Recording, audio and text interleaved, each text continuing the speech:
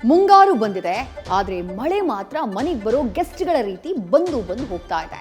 ಒಂದ್ ಕಡೆ ಜಿಟಿ ಜಿಟಿ ಮಳೆಗೆ ರಸ್ತೆ ಮಧ್ಯೆ ಮರಗಳು ಉರುಳ್ತಾ ಇವೆ. ಮತ್ತೊಂದ್ ಕಡೆ ಭದ್ರಾ ನದಿ 3 ದಶಕಗಳ ಬಳಿಕ ತಳ ಕಂಡುಬಿಟ್ಟಿದೆ. ಇದರ ಮಧ್ಯೆ ನೀರಿಲ್ಲದೆ ಅಪರೂಪದ ನೀರು ನಾಯಿಗಳು ಕೂಡ ತಮ್ಮ ನೆಲೆ ಬಿಟ್ಟು ವಲಸೆ ಹೋಗ್ತಾ ಇವೆ. ಮಲೆನಾಡಿನಿಂದ ವಿಜಯನಗರದವರೆಗಿನ ಕಂಪ್ಲೀಟ್ ಸ್ಟೋರಿ ಇಲ್ಲಿದೆ ನೋಡಿ.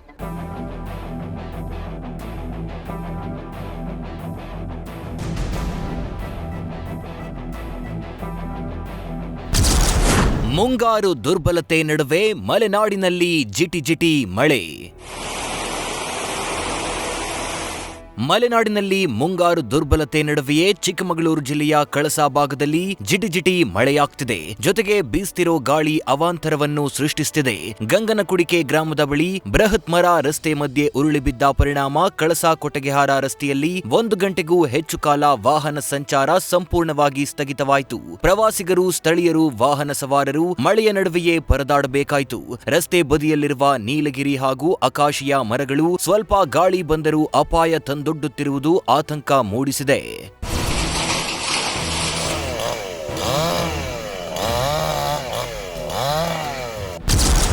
ನಿನ್ನೆ ಆಟವಾಡಿದ ಮೈದಾನ ಇಂದು ಭದ್ರೆ ನೀರು ಹರಿಯೋ ಜಾಗ. ಇತ್ತ ಕಾಫಿನಾಡಿನ ಭದ್ರಾ ನದಿ ತೀರದಲ್ಲಿ ಒಂದು ಕಣ್ಣೀರಿನ ನಡುವೆ ಅಚ್ಚರಿಯ ದೃಶ್ಯವೊಂದು ಕಂಡುಬಂದಿದೆ. 3 ದಶಕಗಳ ಇತಿಹಾಸದಲ್ಲೇ ಭೀಕರ ಬರ ಎದುರಿಸಿ ಸಂಪೂರ್ಣ ಬತ್ತಿ ಹೋಗಿದ್ದ ಎನ್ಆರ್ಪುರ ತಾಲೂಕಿನ ಬಾಳೆಹೊನ್ನೂರಿನ ಭದ್ರಾ ನದಿಯಲ್ಲಿ ನೀರಿಲ್ಲದೆ ಮರಳುಗಾಡಿನಂತಾಗಿತ್ತು. ಇದನ್ನೇ ಆಟದ ಮೈದಾನ ಮಾಡಿಕೊಂಡಿದ್ದ ಸ್ಥಳೀಯ ಯುವಕರು ನದಿಯ ಒಡಲಲ್ಲೇ ವಾಲಿಬಾಲ್ ಕೋರ್ಟ್ ನಿರ್ಮಿಸಿ ನಿನ್ನೆ ಸಂಜೆವರೆಗೂ ಆಟವಾಡಿದ್ರು. ಆದ್ರೆ ರಾತ್ರಿ ಮಲೆನಾಡಿನ ಭಾಗದಲ್ಲಿ ಬಿದ್ದ ಸಾಧಾರಣ ಮಳೆಗೆ ರಾತ್ರೋರಾತ್ರಿ ಭದ್ರೆಯ ಒಡಲು ತುಂಬಿದ್ದು ನಿನ್ನೆ ಆಟವಾಡಿದ ಜಾಗ ಇಂದು ಬೆಳಗ್ಗೆ ಸಂಪೂರ್ಣ ಜಲಾವೃತಗೊಂಡಿದೆ.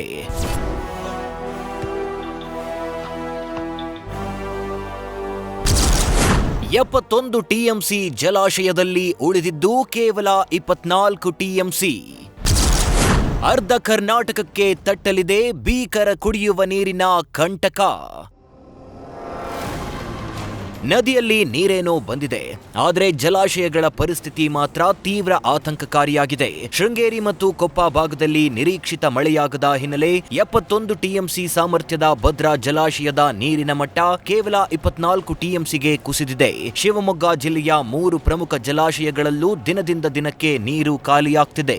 ಇದು ಕೇವಲ ಶಿವಮೊಗ್ಗ ಅಷ್ಟೇ ಅಲ್ಲ, ಈ ಜಲಾಶಯಗಳನ್ನೇ ನಂಬಿಕೊಂಡಿರುವ ದಾವಣಗೆರೆ, ಚಿತ್ರದುರ್ಗ ಸೇರಿದಂತೆ ಅರ್ಧ ಕರ್ನಾಟಕಕ್ಕೆ ಭೀಕರ ಬರಗಾಲದ ಎಚ್ಚರಿಕೆಯ ಗಂಟೆಯಾಗಿದೆ.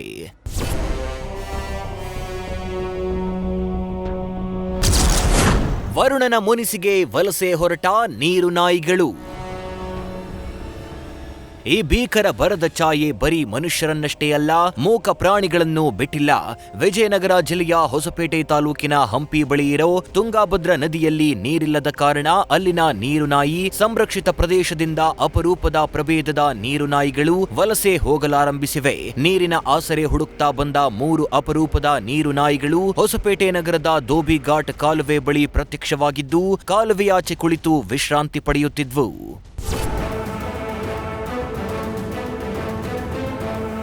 ಒಟ್ನಲ್ಲಿ ಮಲೆನಾಡಿನ ಅಲ್ಪ ಮಳೆ ಕ್ಷಣಿಕ ನೆಮ್ಮದಿ ನೀಡಿದ್ರೂ ಜಲಾಶಯಗಳನ್ನ ತುಂಬುವಷ್ಟು ಶಕ್ತಿ ಹೊಂದಿಲ್ಲ.